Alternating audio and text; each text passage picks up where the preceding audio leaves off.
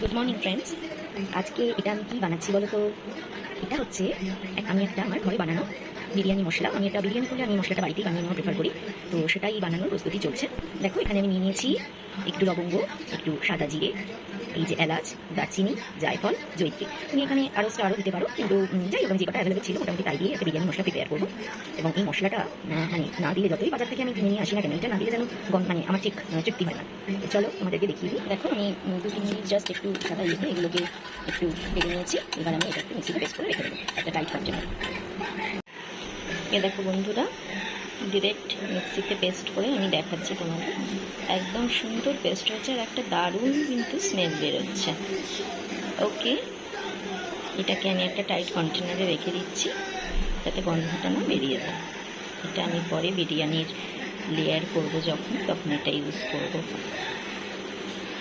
Hello friends, আজকে আমি বাড়িতে একটু ঘরোয়া পদ্ধতিতেই বিরিয়ানি বানাবো। অনেকদিন ধরে ছেলে আবদার করছে, বাট হয়ে উঠছে না।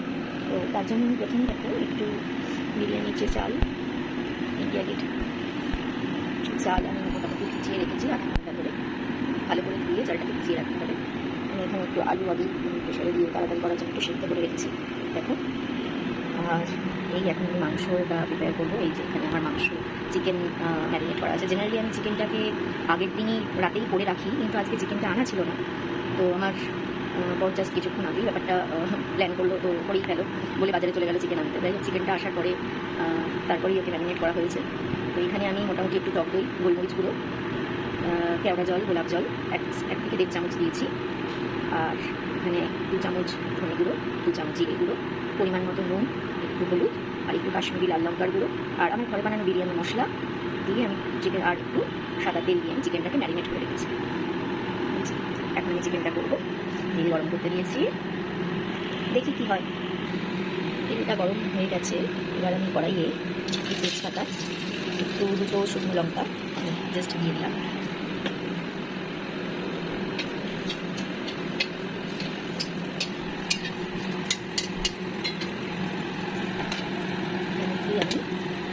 আমি টমেটো টুকরো দিয়ে দেবো।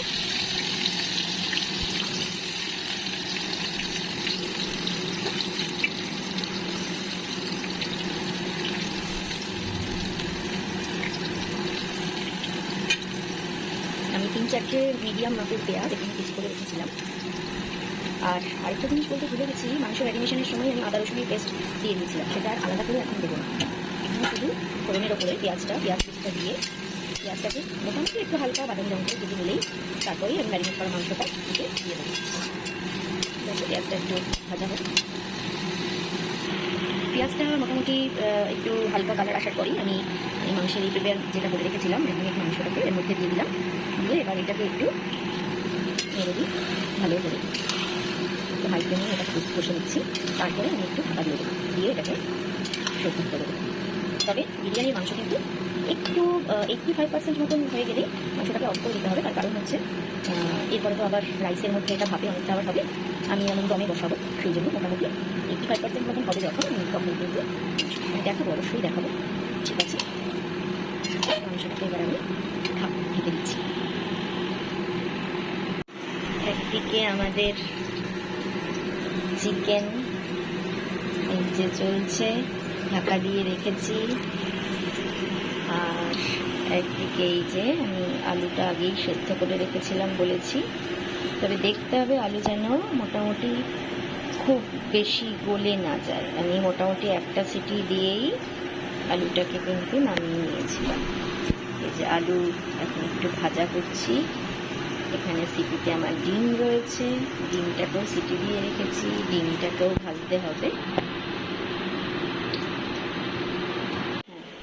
এই দেখো বন্ধুরা, আমি ডিমগুলো মোটামুটি প্রেশার কুকারে 2টো সিটি দিয়ে নিয়েছি, কিন্তু দেখো খুব সুন্দরভাবে হয়েছে। কোনোরকমভাবে কিন্তু বাজেভাবে ফেটে যায়নি বা কুসুম কুসুম বেরিয়ে যায়নি, খুব সুন্দরভাবে হয়ে গেছে। এই ডিমগুলোকে এবার আমি খোসা ছাড়িয়ে আমি একটু ভেজে নেব।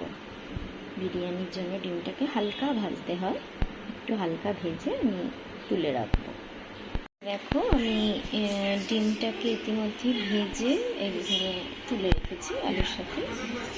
আর সেই ফাঁকে আমি আবার ডিম ভাজার পরে একটা গ্যাসে তো মাংসটা হচ্ছে এখনও, আর একটা গ্যাসে আমি বসিয়ে দিয়েছি কিছুটা জল গরম হতে দিয়েছি। জলটা গরম হলেই আমি এর মধ্যে একটু নুন দিয়ে দেবো। এখানে একটা আমি ট্রিক্স একটু বলে দিই, বিরিয়ানি চালটা যাতে গলে না যায় তাই জন্য এইসব ট্রিক্স ইউজ করা আর কি। এর মধ্যে আমি একটু নুন দিয়ে দেবো এবং তারপরে চালটা দেবো, যাতে চালের প্রত্যেকটি দানার মধ্যে নুনটা ঠিকঠাকভাবে ঢোকে। আমি আর আলাদা করে বিরিয়ানি লেয়ারিংয়ের সময় কোনো রকমই নুন ব্যবহার করব না আলাদা করে।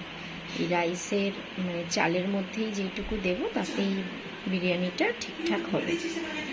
আর যেটা বলার সেটা হচ্ছে, চালটা যখন সেদ্ধ হয়ে আসবে তখন একটু তার মধ্যে এই যে আমি এখানে একটা লেবু রেখেছি, লেবুটাকে আমি কেটে দিয়ে দেবো, পুরো লেবুর রসটা চালের জলে, যাতে একটা চালের সাথে লেগে না যায়, ঝরঝরে থাকে ভাতটা। এবং তার মধ্যে আমি এক দু চামচ একটু ঘি আর একটা পুটুলি বানিয়ে নেব। সেটা হচ্ছে কিছু মশলা, যে মশলাগুলো দিয়ে আমি বিরিয়ানি মশলা বানিয়েছি সেইগুলো কিছুটা আলাদা আলাদা করে আমি সেপারেট করে আমি একটা পুটুলি তৈরি করবো এবং পুটুলিটা জলের মধ্যে দিয়ে দেবো। দেখো সেই ফাঁকে আমি একটু পুটুলি তৈরি করে নিয়েছি। পুটুলিটাতে আমি দিয়েছি 4-5টা তেজপাতা আর লবঙ্গ, দারচিনি, এলাচ আর কিছুটা সাদা জিরে আর একটু জয়িত্রী। আজকে আমার কাছে আর বেশি জায়ফল ছিল না তাই আর দিতে পারিনি, তোমরা জায়ফলও একটু ভেঙে দিতে পারো। এই পুটুলিটা থেকে রাইসের মধ্যে একটা সুন্দর গন্ধ বেরোয়, এটা কিন্তু আমি গরম জলে দিয়ে দেবো। দেখো বন্ধুরা, মাংসটা আমার প্রায় 50% মতন হয়ে এসছে, আর একটু হবে। মাংসটা থেকে এতটা দেখো রস বেরিয়েছে, তুমি নিজেরাই দেখো কতটা ঝোল হয়ে গেছে। এটাকে অবশ্যই আমি আরেকটু মারবো এবং এখানে মাংসটা আরেকটু হবে। সেই আমি কিন্তু এখানে চালটাকে একদম জল ঝরিয়ে রেখে দিয়েছি, আর এখানে আমার জল এখনো গরম হচ্ছে। হোক, তারপর আবার ফিরে আসছি কিছুক্ষণ পরে। এই দেখো বন্ধুরা, মোটামুটি আমার মাংস কিন্তু হয়েই এসছে। দেখো, এবার আমি গ্যাসটাকে বন্ধ করে দেবো। বন্ধ করার আগে এখানে একটু 1 ড্রপ মতন আমি মিঠে আতর দেব, 1 ড্রপ জাস্ট।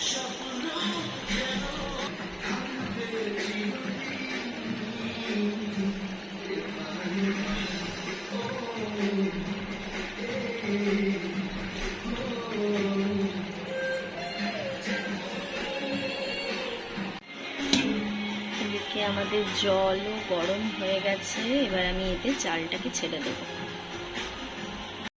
এই যে দেখো বন্ধুরা, আমার ভাত প্রায় হয়ে এসছে। এবার কিন্তু আমি গ্যাসটাকে বন্ধ করে ভাতটাকে আগে করব। বিরিয়ানি প্রিপারেশানে এটাই মেন স্টেপ। ভাত যদি গলে পাক হয়ে যায় তাহলে কিন্তু বিরিয়ানি একদম হয়ে গেল। ঠিক আছে, তেলটা হয়েছে সেটা দিয়ে প্রথমে এই ভাতটাকে আমি বিরিয়ানি দমে বসাবো। তো আমি তেলটা দিয়ে আগে নিচটা একটু মশলা দিয়ে আগে নিচটাকে ভালো করে হারিয়ে দেবো, যাতে চারিদিকে নিচে লেগে যায়।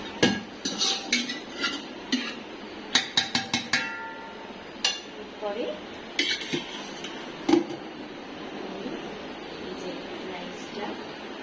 চালগুলো একটু 75% মতন হয়েছিল, আমি তারপরেই নামিয়ে নিয়েছি, মানে ওটা দমে অনেকটা হবে। দিয়ে নিচে কিছুটা রাইস দিয়ে ফিল আপ করবো।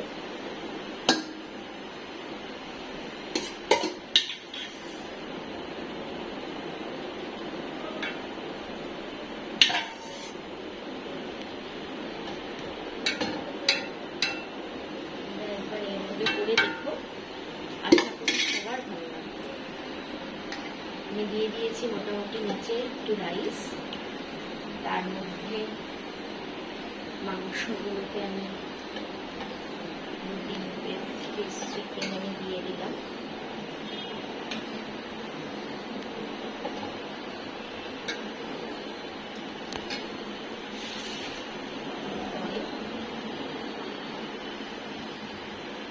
আমি একটু গভীর মধ্যে পাম্পকিন কালার, একটু কালার দিয়ে দিয়েছি, ফুড কালার। তোমরা যদি কেশর দিয়ে করতে পারো তাহলে করতেই পারো, বাড়িতে অ্যাভেলেবেল ছিল না তাই আমি একটু এই কালারই দিয়ে দিয়েছি, ফুড কালার একটু দিয়ে। এটা আমার ঘরে বানানো বিরিয়ানি মশলা, তোমাদের দেখিয়েছি আমি কিভাবে যেন মশলাটা প্রিপেয়ার করেছি।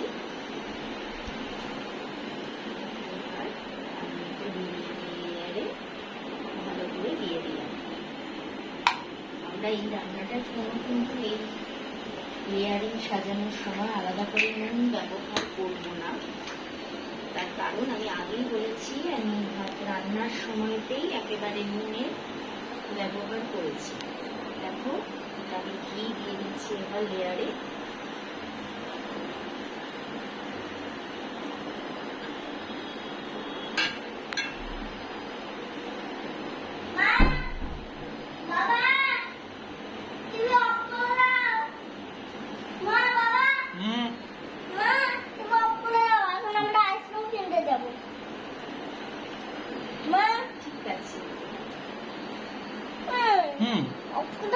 দিচ্ছি বাবা, তুমি অফ করে দাও। এটা 10 মিনিট সকাশের উপরে 1 থেকে 2 চামচ এটা কেওড়া জল,